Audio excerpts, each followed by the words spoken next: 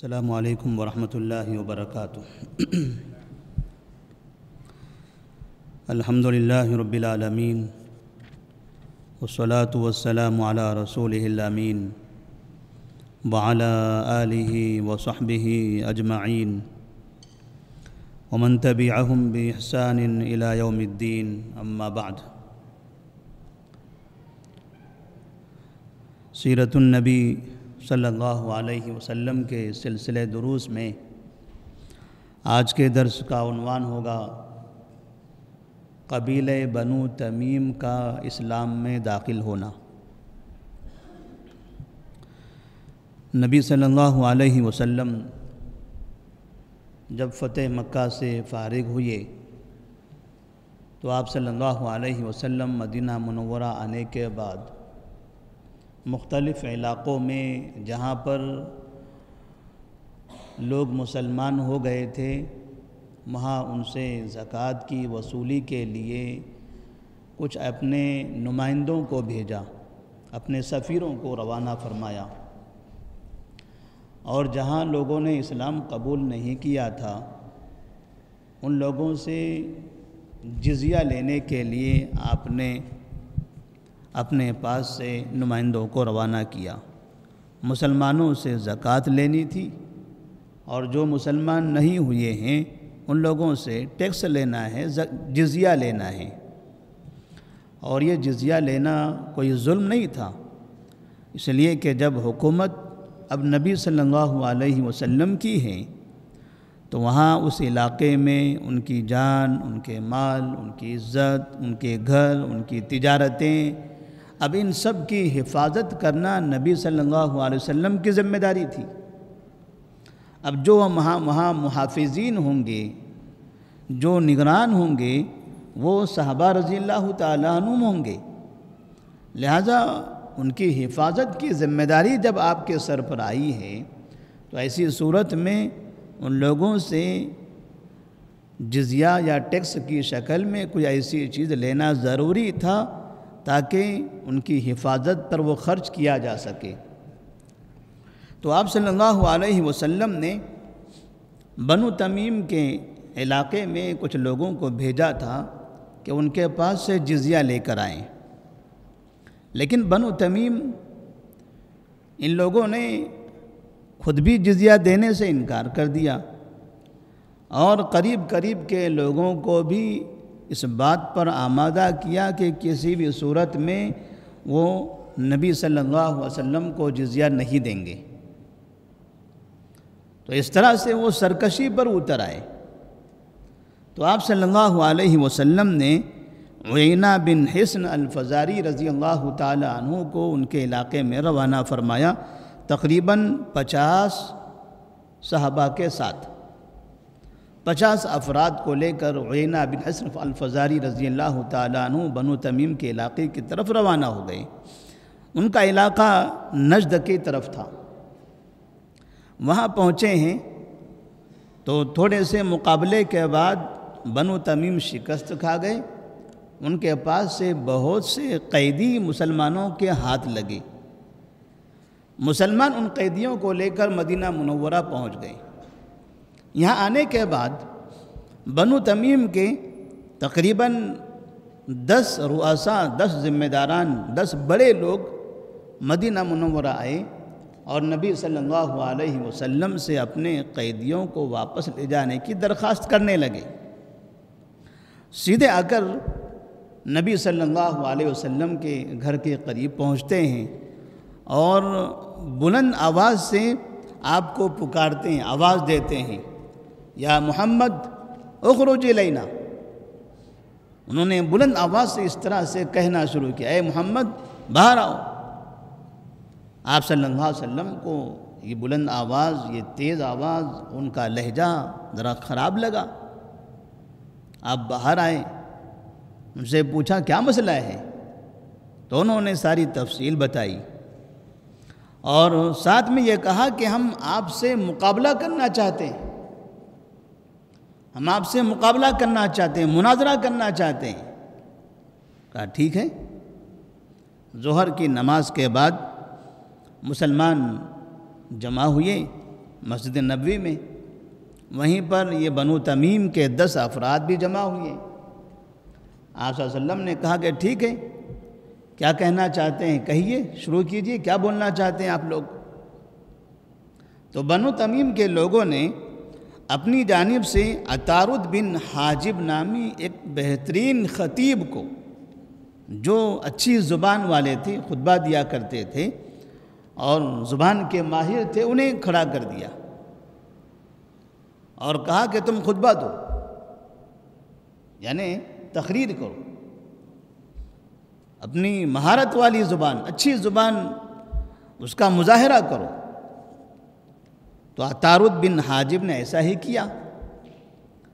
تو آپ صلی اللہ علیہ وسلم نے کہا ان سے اچھی زبان والے، اچھا خطبہ دینے والے ہمارے پاس ہیں۔ تو صحابہ رضی اللہ تعالیٰ عنہم میں سے ثابت بن قیس رضی اللہ تعالیٰ عنہ سے کہا، اے ثابت کھڑے ہو جائیے، آپ ان کا جواب دیجئے۔ ثابت بن قیس رضی اللہ تعالیٰ عنہ کھڑے ہوتے ہیں، وہ خطبہ دیتے ہیں۔ اس کے بعد بنو تمیم کے لوگ اپنے درمیان کے ایک شاعر زبرقان بن بدر کو کھڑا کرتے ہیں اور ان سے کہتے ہیں آپ اشعار کہیے، اشعار سے اس قوم کو پست کر دیجئے۔ جب انہوں نے ان کے جو اشعار تھے وہ پیش کر دیے تو آپ نے فرمایا اس سے اچھے اشعار کہنے والے ہمارے پاس موجود ہیں۔ آپ نے حسان بن ثابت رضی اللہ تعالیٰ عنہ سے کہا، حسان اٹھیے، آپ ان کا جواب دیجئے۔ حسان بن ثابت رضی اللہ تعالیٰ عنہ نے ان سے بہترین اشعار ان کے سامنے پیش کیے۔ تو ایک خطبہ ہوا اور ایک شاعر نے اس طرح کی کچھ اشعار پڑھ لیے، دونوں کا مقابلہ ہوا۔ اس کے بعد بنو تمیم کے جو سردار آئے تھے، ان سرداروں میں سے ایک سردار تھے اقرع بن حابس۔ اقرع بن حابس نے کہا، خطیبہ اخطب من خطیبنا وشاعرہ اشعر من شاعرنا۔ ان کے خطیب یعنی مسلمانوں کے خطیب، ان کے خطیب ہمارے خطیب سے زیادہ بہتر ہیں۔ وشاعرہ اشعر من شاعرنا، اور ان کے شاعر ہمارے شاعر سے زیادہ اچھے ہیں۔ وَأَصْوَاتُهُمْ أَعْلَى مِنْ أَصْوَاتِنَا، اور ان کی آوازیں ہماری آوازوں سے زیادہ اچھی ہیں۔ وَأَقْوَالُهُمْ أَعْلَى مِنْ أَقْوَالِنَا، ان کا کلام ہمارے کلام سے زیادہ بہتر ہے۔ اقرع بن حابس جو بنو تمیم کے سرداروں میں جو 10 افراد آئے تھے ان میں تھے، اور وہ اپنے 2 لوگوں کو تیار کر چکے تھے، ایک خطیب کو، ایک شاعر کو۔ ادھر سے جب آپ صلی اللہ علیہ وسلم نے جواب کے لیے قیس بن ثابت کو اور حسان بن ثابت کو کھڑا کر دیا، قیس بن ثابت نے خطبہ دیا، حسان بن ثابت رضی اللہ تعالیٰ عنہما نے وہاں پھر شعر کہے، تو ان کو اس بات کا اعتراف ہوا کہ ان کا کلام، ان کی باتیں، ان کا شعر، یہ سب ہم سے زیادہ بہتر ہے۔ یہ اس طرح سے مناظرہ ہوا یا مقابلہ ہوا یا مظاہرہ ہوا، اور اسی چیز پر انہوں نے اسلام قبول کر لیا، بس اسی کلام پر کہ ان کی زبان اچھی، ان کا کلام اچھا، ان کا خطبہ اچھا، ان کی باتیں اچھی، ہماری باتوں سے، ہمارے شعراء سے، ہمارے خطیبوں سے ان کا لہجہ اچھا، سب کچھ اچھا ہے ان کا۔ اس چیز پر بنو تمیم کے وہ افراد نے اسلام قبول کر لیا۔ نبی کریم صلی اللہ علیہ وسلم نے پھر انہیں تحفے تحائف دے کر ان کو ان کے قیدیوں کے ساتھ ان کے علاقے میں واپس روانہ کر دیا۔ یہ واقعہ محرم سن 9 ہجری کا ہے۔ 8 ہجری میں آپ مکہ میں تھے، پھر حنین کے وادی میں، پھر طائف میں، جب واپس آ چکے ہیں تو یہاں پر اب نیا سال، ہجرت کا 9واں سال شروع ہو چکا تھا، محرم کا مہینہ تھا۔ اس سے علاقے میں گویا کہ لوگوں کے پاس یہ پیغام پہنچا کہ جو لوگ مسلمان ہو جاتے ہیں، حسان بن ثابت یہ بھی عرب ہیں، ان کے پاس کے جو زبرقان بن بدر تھے وہ بھی عرب ہیں، یہ بھی جزیر عرب کے ہیں، وہ بھی جزیر عرب کے ہیں، دونوں عربی دان ہیں۔ اسی طرح سے جو خطیب تھے عطارد بن حاجب، اور ادھر سے ثابت بن قیس مسلمانوں میں سے، اور عطارد بن حاجب ان بنو تمیم میں سے، یہ دونوں بھی عرب ہیں، دونوں جزیر عرب کے باشندے ہیں۔ پھر دونوں کی زبان میں فرق کہاں سے ہوا؟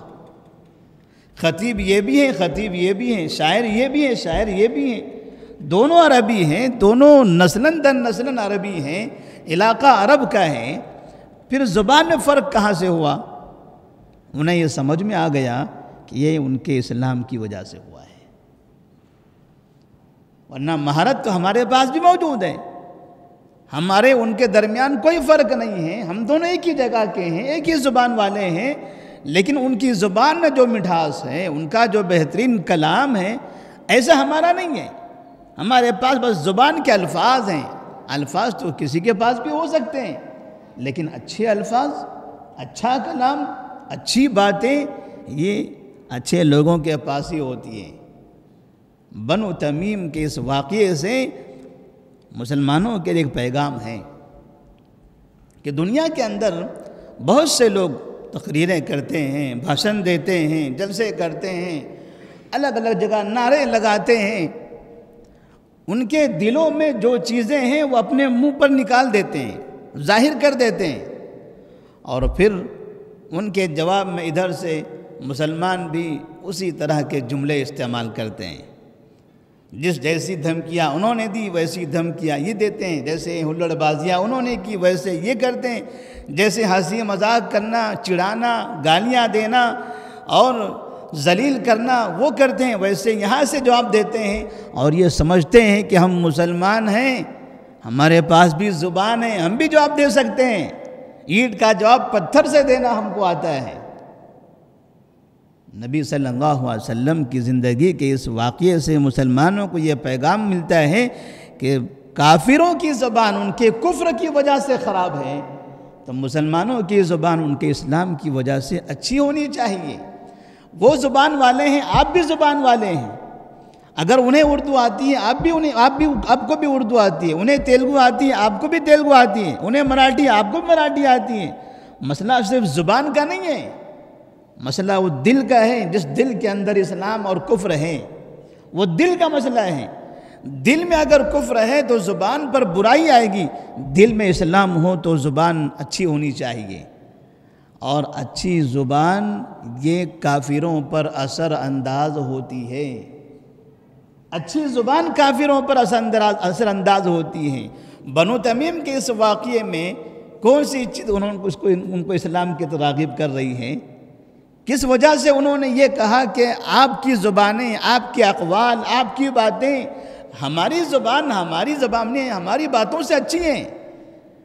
جب آپ کے پاس اچھی زبان ہے، اچھی باتیں ہیں، تو پھر اچھی زبان اور اچھی باتیں قبول کرنے میں کیا حرج ہے؟ اس کا مطلب یہ ہوا کہ مسلمانوں کو ہر دور میں، چاہے یہ 2023 کا دور ہو، چاہے 24 کا ہوگا، چاہے آگے 4 سال کے بعد ہو، چاہے 10 سال کے بعد ہو، ہمیشہ مسلمانوں کو اچھی زبان کا استعمال کرنا ہے۔ دو مثالیں یہاں پر ہیں، ایک خطیب، دوسرا شاعر۔ ایک خطیب ہے، دوسرا شاعر ہے، ایک اسپیکر ہے، بار بار جلسوں میں میڈیا میں بیٹھ کر بولنے والا، جس کو بولنا آتا ہے وہ اسپیکر خطیب، اور دوسرا شاعر ہے جو مجلسوں میں شعر کے انداز میں لوگوں کو لبھاتا ہے، اپنی طرف مائل کرتا ہے۔ اب ہمارے اسپیکرز اور ہمارے شعراء کا حال دیکھیے۔ ہمارے اسپیکرز جب بات کرتے ہیں کفار کی، اپنے درمیان کے مشرکین کی، غیر مسلمین کے بارے میں جب بات کرنا ہوتا ہے تو زبان کے لہجے، تیور، الفاظ، جملے، کبھی تنہائی میں وہ خود سنے گا تو خود کو شرمندگی ہوگی کہ میں نے کیا کہہ دیا، میں تو مسلمان ہوں، وہ تو کافر ہے، وہ تو کہے گا، لیکن میں نے ایسا کہا، میں تو مسلمان تھا، میرے دل میں تو ایمان ہے، اسلام ہے، میں تو نبی کا امتی ہوں، بھلا اس کا جواب اسی طرح سے مجھے دینے کی کیا ضرورت؟ اور ہمارے جو شعراء ہیں، ہمارے جو شعر پڑھنے والے بڑے بڑے شاعر ہیں، آپ دیکھیں، یا تو وہ عورتوں کے بارے میں بولتے ہیں، یا وہ حکمرانوں کا مذاق اڑانے لگتے ہیں۔ ہمارے پاس ملک کے جو بڑے بڑے عہدیداران ہیں ان کے ناموں سے عجیب عجیب طرح کی حرکتیں، عجیب عجیب جملے استعمال کرتے ہیں، لوگ تالیاں مار رہے ہیں۔ کیا کہہ رہے ہیں؟ شاعر نے فلاں وزیر کو کیا بہترین بری بات کہہ دیا، کیسے ذلیل کر دیا، مسلمان تالیاں مار رہے ہیں۔ شاعر ہمارے حاکم کو ذلیل کر رہا ہے، مسلمان تالیاں بجا رہے ہیں۔ شاعر اپنے ریاست کے حکمران کو ذلیل کرتا ہے، مسلمان تالیاں بجاتے ہیں۔ ملک کے بڑے عہدیداران کو ذلیل کرتا ہے، یہ تالیاں مار رہے ہیں۔ مسلمانوں کو لگ رہا ہے کہ یہ بہت بڑی کامیابی حاصل کر لیا ان لوگوں نے۔ یہ شعراء کے ذریعے ایسی زبان کا استعمال اپنے حکمران، اپنے قریب میں رہنے والے، اپنے اطراف میں رہنے والے جن سے ہمیں ملاقاتیں کرنی پڑتی ہیں، قوانین کے لیے، ملک کے حالات کے لیے، اپنے مفاد کے لیے، اپنے گلی کے لیے، اپنے شہر کے لیے، اپنے دین کی حفاظت کے لیے، ہر مسئلے کے لیے ہمیں انہیں کے پاس جانا پڑتا ہے۔ اور ابھی قریب میں ہم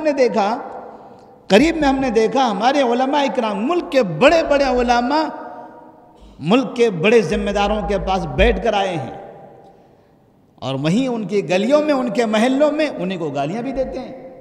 ایک طرف چند لوگوں کو بڑے عہدیداران سے ملاقات کروایا جا رہا ہے، ان کے پاس جاتے ہیں، خفیہ میٹنگیں کرتے ہیں، باتیں کرتے ہیں، یہ کہتے ہیں ہم اب امن کی اپیل کر رہے ہیں، ہماری قوم کی آپ حفاظت کیجئے، ہمیں انصاف دیجئے۔ علماء ان کے پاس جاتے ہیں، انصاف کی بھیک مانگتے ہیں، اور دوسری طرف ہمارے شعراء، ہمارے خطباء، ہمارے اسپیکرز، ہمارے فلاں گلیوں میں، محلوں میں بیٹھ کر انہیں گالیاں بھی دیتے ہیں۔ تو ان لوگوں کے دلوں پر کیا اثر ہوگا؟ یا علماء کی باتوں پر اثر ہو، یا ان گالیاں دینے والوں کے باتوں پر کا اثر ہو؟ ظاہر سے بات ہے، آپ جنہیں برا کہو گے، برائی تو کبھی نہ کبھی ان تک پہنچے گی، برائی کہیں نہ کہیں سے ان تک پہنچے گی۔ وہ تو سمجھیں گے ایک طرف ہم سے مانگ بھی رہے ہیں، دوسری طرف ہمیں گالیاں بھی دے رہے ہیں، تو کیوں ہم انہیں دیں؟ اس سے مسلمانوں کا اپنا نقصان ہے، مسلمانوں کا اپنا نقصان ہے۔ برا کہنے سے کوئی حل ہونے والا نہیں ہے۔ اگر یہاں ویسا کہنا ہوتا تو زبان تو ان کے پاس بھی ہے کہ حسان بن ثابت رضی اللہ تعالیٰ عنہ جب اچھے اشعار بول سکتے ہیں، اچھے جملے میں بولنے میں مہارت ہے، تو کیا برے الفاظ استعمال نہیں کر سکتے تھے؟ نعوذ باللہ کر سکتے تھے، لیکن وہ اب مسلمان ہو چکے تھے۔ اب فرق تھا، وہ مسلمان ہو چکے تھے، اور مسلمان کی زبان اچھی ہوتی ہے، زبان میں مٹھاس ہوتی ہے، سچائی ہوتی ہے، اور مخالف کے لیے بھی اچھی زبان کا استعمال کرنا قرآن کی تعلیم ہے۔ ادعو الی سبیل ربک بالحکمت والموعظۃ الحسنہ وجادلہم باللتی ہی احسن، وجادلہم باللتی ہی احسن۔ اللہ کی طرف آپ بلا رہے ہو، ادعو الی سبیل ربک بالحکمہ، تو اپنے رب کی راستے کی طرف، الی سبیل ربک بالحکمہ، حکمت کے ساتھ بلاؤ، والموعظۃ الحسنہ، اچھی نصیحت، اچھے کلام کے ساتھ بلاؤ، وجادلہم باللتی ہی احسن۔ وہ اگر آپ سے سوال جواب کرنے لگے، وہ کہیں مجھے ثابت کر کے دکھا دو تمہارے نبی برحق ہے، ثابت کر کے دکھا دو قرآن صحیح ہے، ثابت کر کے دکھا دو اسلام صحیح مذہب ہے، وہ کہے نہیں ہمارا دھرم صحیح ہے تمہارا غلط ہے، وہ کہے کہ نہیں ہمارا پرانا ہے تمہارا نیا ہے، وہ کہے مکہ ہمارا ہے تمہارا نہیں ہے، یہ سب وہ مناظرے کرے گا، وہ دلیلیں دے گا، ثبوت پیش کرنے کی کوشش کرے گا۔ قرآن کہتا ہے ہوگا ایسا، ہر زمانے میں ہوا ہے، نبی کے سامنے ہوا ہے، نبی کے پاس آ کے لوگ کہتے تھے، نبی سے مناظرے کرتے تھے۔ تو اللہ کہتے ہیں وجادلہم باللتی ہی احسن۔ جب اس طرح سے بحث و مباحثہ ہو تو سب سے زیادہ بہترین زبان آپ استعمال کرو، اچھی زبان آپ استعمال کرو، اور یہ اچھی زبان یہ ان کے دلوں کو بدل دے گی۔ کافروں کے دلوں کو تبدیل کرنا ہو تو اللہ کا سب سے بہترین کلام قرآن مجید ہے۔ سخت سے سخت دل انسان نے قرآن سنا، اسلام قبول کر لیا، کس وجہ سے؟ اچھے کلام کی وجہ سے۔ کلام اچھا ہے اس لیے ان کی زندگی میں تبدیلیاں آئیں۔ عمر فاروق رضی اللہ تعالیٰ عنہ کی زندگی کا واقعہ دیکھیے، طٰہٰ مَا أَنزَلْنَا عَلَيْكَ الْقُرْآنَ لِتَشْقَىٰ إِلَّا تَذْكِرَةً لِمَن یخشیٰ، سنا اتنی سخت نفرت تھی مسلمانوں سے، چن چن کر مارا کرتے تھے۔ کسی مسلمان کے بارے میں پتہ چلتا کہ وہ مسلمان مکہ چھوڑ کر بھاگ رہا ہے تو اس کا پیچھا کرتے تھے، جہاں جاتا وہاں پکڑتے، مار کر پھر مکہ میں لے آتے، یہیں رہو، تمہاری پٹائی یہی کرتے رہیں گے، ہم بھاگنا نہیں کہیں پر۔ لیکن بہترین کلام قرآن مجید، اللہ تبارک و تعالیٰ کا کلام جب انہوں نے سنا، ایمان قبول کر لیا۔